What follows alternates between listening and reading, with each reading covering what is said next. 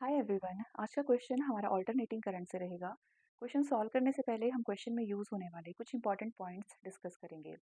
Pure resistive circuits में EMF and current के बीच में फेज डिफरेंस ज़ीरो होता है, यानी कि ऐसे सर्किट्स जिसमें खाली रेजिस्टेंस अटैच्ड हो। ठीक है, रेजिस्टेंस को हमने एसी सोर्स के साथ अटैच करके रखा है। Instantaneous value of the alternating EMF is given by E is equals to E naught sin omega t और इसमें करंट फ्लो होगा I। ठीक है, करंट और EMF के बीच में फेज डिफरेंस होता है ज़ीरो, यानी कि EMF and current are in same phase for pure resistive circuits.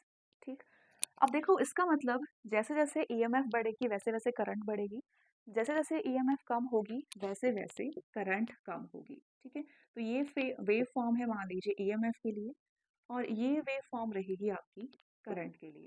जैसे जैसे ईएमएफ बढ़ रही है वैसे वैसे करंट बढ़ रही है, जैसे जैसे ईएमएफ कम हो रही है वैसे वैसे ही करंट कम हो रही है। ठीक, अब ईएमएफ एंड जो करंट है वो प्योर इंडक्टिव सर्किट में कैसे वेरी करती है? क्या इन दोनों के बीच में फेज डिफरेंस ज़ीरो होगा या फिर इनके बीच में फेज डिफरेंस रहेगा? अगर फेज डिफरेंस है तो वो कितना होगा? ठीक है, तो मान लीजिए आपने एक इंडक्टर को अटैच करके रखा है एसी सोर्स के साथ।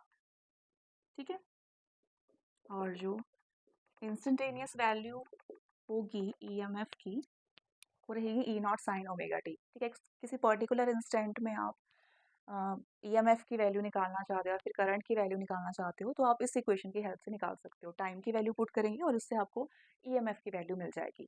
ठीक, तो मान लीजिए इसमें करंट फ्लो हो रहा है आई। अब देखो बेटा,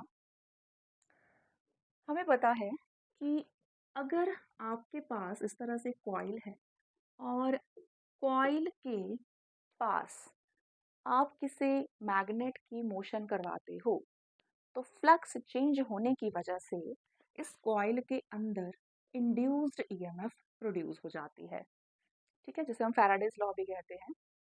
अब देखो, हेनरी ने एक एक्सपेरिमेंट किया जिसपे उन्होंने एक इंडक्टर के साथ एसी सोर्स को अटैच कर दिया।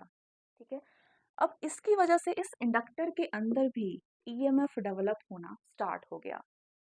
ठीक है, तो देखो यहाँ पे भी हमने एक इंडक्टर के साथ एक एसी सोर्स को अटैच किया हुआ है, यानी कि इस इंडक्टर के अंदर एक इंड्यूस्ड ईएमएफ प्रोड्यूस हो जाएगी एंड इंड्यूस्ड ईएमएफ की वैल्यू होगी minus L D I over D T के इक्वल, यानी कि जितने रैपिडली करंट चेंज होगा उतना ज़्यादा इंड्यूस्ड ईएमएफ इस इंडक्टर कॉइल के अंदर प्रोड्यूस होगा।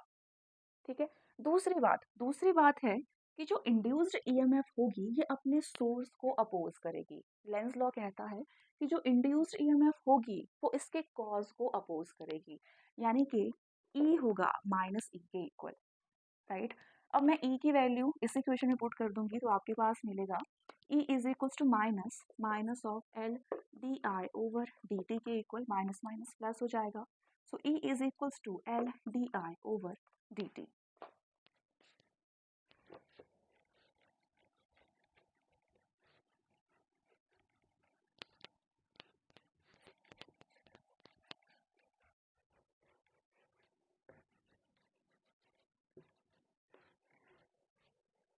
राइट, सो अब dt को मैं लेफ्ट हैंड साइड में ले जाऊंगी तो ये बनेगा e into D T is equals to L D I, और l को लेफ्ट हैंड साइड में ले जाऊंगी तो ये बनेगा e over l into D T is equals to D I. So D I is equals to e over l into D T. अब देखो मुझे करंट और ईएमएफ, ठीक है, करंट और ईएमएफ के बीच में रिलेशन बताना है कि ये कितना, मतलब इनमें फेज डिफरेंस है। तो यहाँ पे मुझे खाली आई चाहिए। ठीक है, तो यहाँ पे मैं इंटीग्रेट कर दूंगी इस इक्वेशन को, तो ये बनेगा ई over L into D T. तो यहाँ पे खाली आई बच गया। इंटीग्रेशन ऑफ ई की वैल्यू हम यहाँ से पुट करेंगे E naught sine omega T over L into D T. So I is equals to E naught is constant and L is constant. Integration of sine omega t with respect to dt. So ये बनेगा I is equals to E naught over L. Integration of sine theta is minus cos theta and differentiation हो जाएगी angle की denominator में, right. Minus ले लेंगे common, तो ये बना E naught over L, right. Omega constant है, डिफ्रेंशिएशन से बाहर आ जाएगा D T over D T, जो कि 1 के इक्वल आएगा। तो यानी कि एक और फैक्टर यहाँ पे आ रहा है ओमेगा, और यहाँ पे बच रहा है आपके पास खाली कॉस ओमेगा टी, राइट। और लेफ्ट हैंड साइड पे है आपके पास आई। तो ये बन गया I is equals to minus E naught over omega L into cos omega T के इक्वल। अब देखो, मुझे करंट एंड वोल्टेज की इक्वेशन को कंपेयर करना है। तो यहाँ पे कॉस टर्म आ रही है, यहाँ पे साइन टर्म आ रही है, तो मुझे कॉस को भी साइन फॉर्म में चेंज करना होगा। तो इस इक्वेशन को लिखा जा सकता है sine pi by 2 minus omega T की फॉर्म में, ठीक है। अब देखो यहाँ पे साइन पाई बाय 2, यहाँ पे पाई बाय 2 है, यानी कि साइन चेंज हो जाएगा कॉस थीटा में, ठीक है। Sine pi by 2 minus theta, ये होता है कॉस थीटा के इक्वल।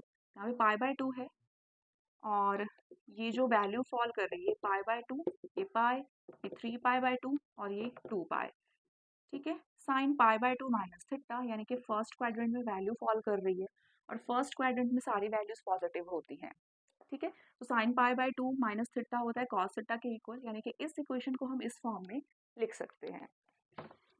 अब देखो बेटा, हम दूसरी प्रॉपर्टी का यूज करेंगे साइन का, कि जो माइनस साइन थीटा होता है वो साइन माइनस थीटा के इक्वल होता है, ठीक है। Sine minus theta minus sine theta के इक्वल होता है, यानी कि इस माइनस को मैं अंदर मल्टीप्लाई कर सकती हूँ। तो ये आ जाएगा I is equal to E naught over omega L into sine, इस माइनस को अंदर ले जाएंगे, तो ये बना minus pi by 2 and minus minus is plus omega T, ठीक। So I is equals to E naught over omega L of sine omega T minus pi by 2। So यहाँ पे ध्यान से देखिए, ये है करंट के लिए इक्वेशन और ये है ईएमएफ की इक्वेशन। सो इन दोनों इक्वेशंस को हमने कंपेयर करना है। तो यहाँ पे साइन ओमेगा टी और इधर आ रहा है sign omega T minus pi by 2, यानी कि जो करंट है वो पाई बाय 2 फेज से लैग कर रही है, पीछे चली हुई है, जबकि जो ईएमएफ है वो पाई बाय 2 फेज से लीड कर रही है, ठीक है। ईएमएफ जो है वो पाई बाय 2 फेज से लीड कर रही है, और जो करंट है वो पाई बाय 2 फेज से लैग कर रही है, ठीक है। अब देखो बेटा, यहाँ पे करंट की वैल्यू मैक्सिमम होगी अगर साइन थीटा 1 के इक्वल होता है, ठीक है। Current will be maximum if sine theta is equals to 1। तो यहाँ पे करंट की मैक्सिमम वैल्यू रहेगी I naught E naught over omega L के इक्वल, ठीक है। मैक्सिमम जो वैल्यू रहती है करंट की वो आई नॉट के इक्वल रहती है, ठीक। अब देखो, यहाँ पे अगर ओमेगा एल को इस तरफ लेके आ जाएं तो राइट हैंड साइड पे बचेगा E naught over I naught, और मुझे पता है कि V is equals to I R, या फिर R होता है V ओवर I के इक्वल, यानी कि पोटेंशियल को अगर करंट से डिवाइड कर दिया जाए तो उससे हमें रेजिस्टेंस मिलता है, ठीक है। यहाँ पे पोटेंशियल को हम करंट से डिवाइड कर रहे हैं, तो यानी कि ये जो फैक्टर आ रहा है यहाँ पे ये है रेजिस्टेंस, ठीक है। This is the resistance offered by the inductor to the flow of the alternating current, ठीक है। सो यहाँ पे जिसे हम कहते हैं inductive reactance, okay. Omega L is the resistance offered by the inductor to the flow of alternating current, and this is called inductive reactance, ठीक है। inductive reactance जिसकी वैल्यू ओमेगा एल के इक्वल होती है, right. inductive reactance XL, resistance offered by the inductor to the flow of the alternating current, ठीक है। तो ये है जो वैल्यूज, और मैंने आपको बताया कि प्योर इंडक्टर सर्किट्स में जो ईएमएफ होती है वो लीड कर जाती है करंट से बाय फेज पाई बाय 2, ठीक है। करंट जो है वो पाई बाय 2 फेज से लैग कर रही है, और जो EMF है वो लीड कर रही है बाय फेज π/2। या तो आप इस तरह से इसको शो कर सकते हो फेजर डायग्राम, या फिर मैं एक और तरीके से बता सकती हूँ आपको।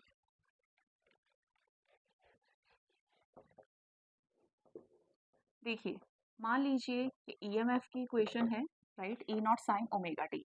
तो यहाँ पे ओमेगा टी और ये E0 के लिए इक्वेशन है। अब जो करंट है वो π/2 फेज पीछे जा रही है, राइट। तो करंट के लिए इस तरह से इक्वेशन बनेगी I0, और ये जो है वो EMF से π/2 फेज पीछे चली है, ठीक है। So in pure inductive circuits EMF leads the current by phase π/2, ठीक। और तीसरा मैं आपको बता देती हूँ, प्योर कैपेसिटिव सर्किट्स में जो करंट होती है वो लीड करती है पोटेंशियल से, ठीक है। एंड कैपेसिटिव सर्किट्स में 1/ωc, जिसे हम कहते हैं कैपेसिटिव रिएक्टेंस, ठीक है। अब जो कैपेसिटर है वो अल्टरनेटिंग करंट को कितना रेजिस्टेंस ऑफर कर रहा है, ठीक है, जिसे हम कहते हैं capacitive reactance. Capacitive reactance 1/ωc is the resistance offered by the capacitor to the flow of the alternating current, ठीक है। अब आते हैं अपने क्वेश्चन पे, ठीक। इसी क्वेश्चन को आप I=I0 साइन ओमेगा टी की ओमेगा माइनस π/2 की फॉर्म में भी लिख सकते हो।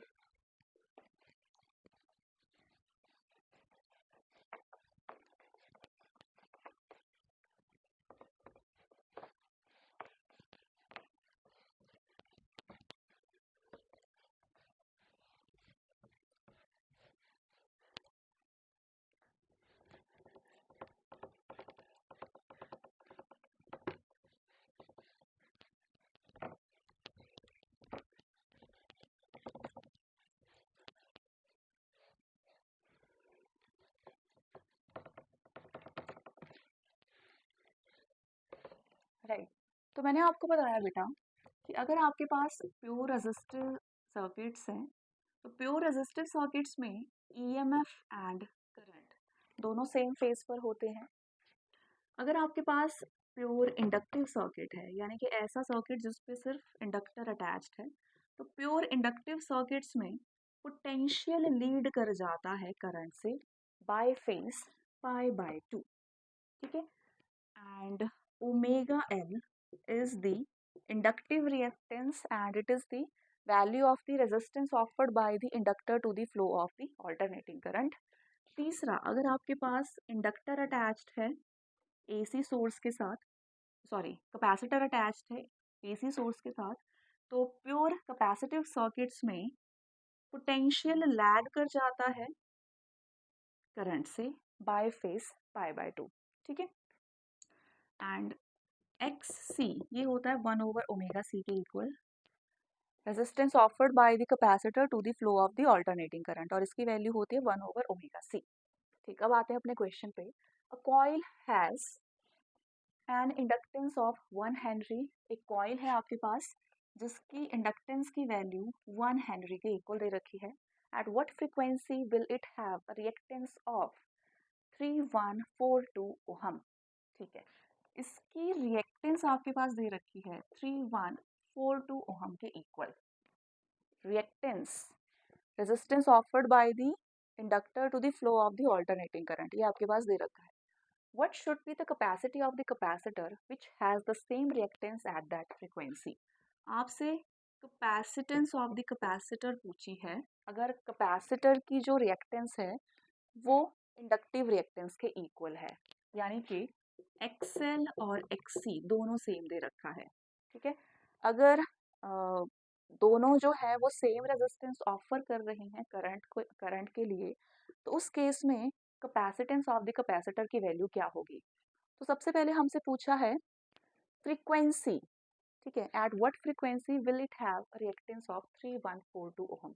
सबसे पहले हम फ्रीक्वेंसी की वैल्यू निकालेंगे।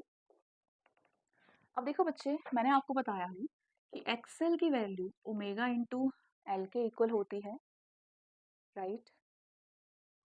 सो XL आपके पास दे रखा है 3142 ओहम के इक्वल, एंड ओमेगा को लिखा जा सकता है 2 पाई frequency, and L is the inductance जिसकी वैल्यू 1 के इक्वल दे रखी है, तो फ्रीक्वेंसी हम लिख सकते हैं 3142 over 2 into pi, and pi is 3.142 into 1, right.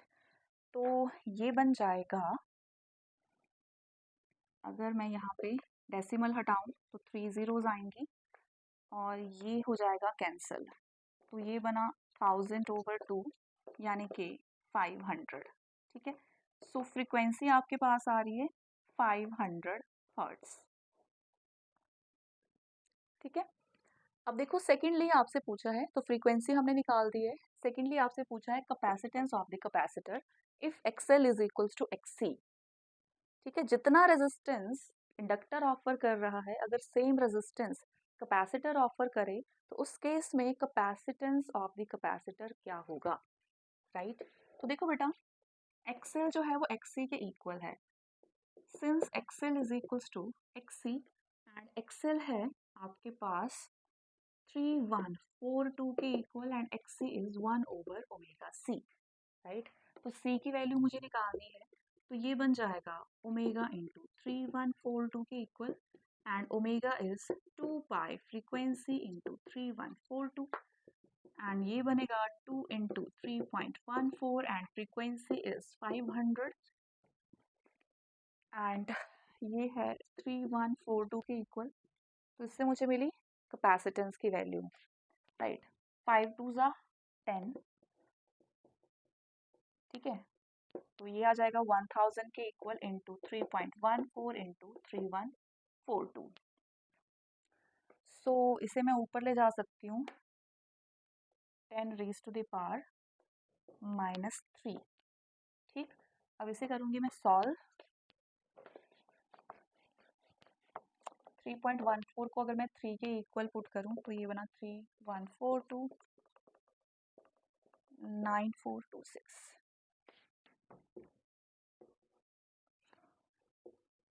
26 into 10 raise to the power -3, right.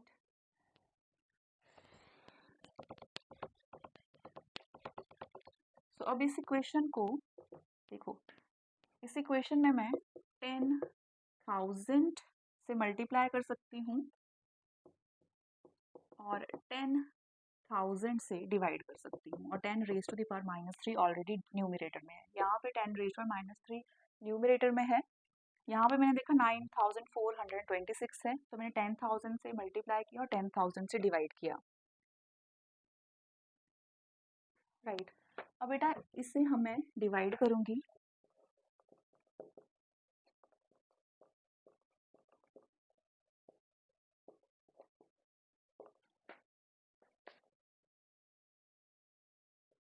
Right.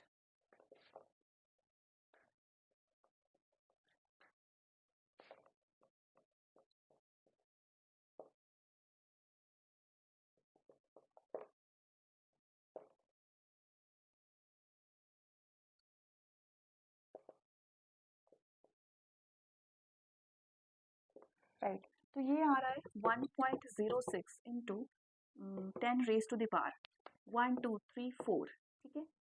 इसे जब मैं न्यूमरेटर में लेके जाऊंगी तो ये 10 रेज टू द पावर -4 के इक्वल हो जाएगा, एंड -4 -3 यानी कि 10 रेज टू द पावर -7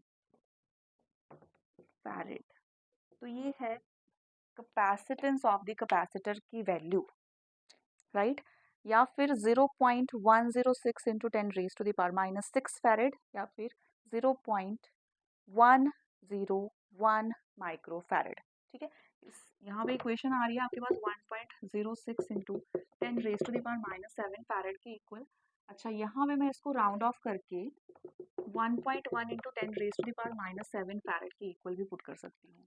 अब देखो बेटा, अगर इस इक्वेशन में मैं 10 से मल्टीप्लाई करूँ एंड 10 से डिवाइड करूँ तो कोई फ़र्क नहीं पड़ेगा, राइट।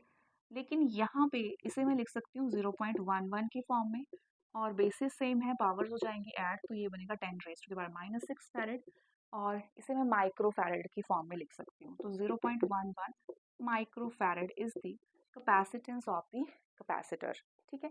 तो ये था हमारा क्वेश्चन जो कि ऑल्टरनेटिंग करंट से था। आपके पास एल की वैल्यू दे रखी थी, एक्सएल की वैल्यू दे रखी थी, फ्रीक्वेंसी हमसे पूछी थी और कैपेसिटेंस ऑफ द कैपेसिटर की वैल्यू पूछी थी। ठीक है? तो ये था क्वेश्चन जो कि अल्टरनेटिंग करंट से था। Thank you.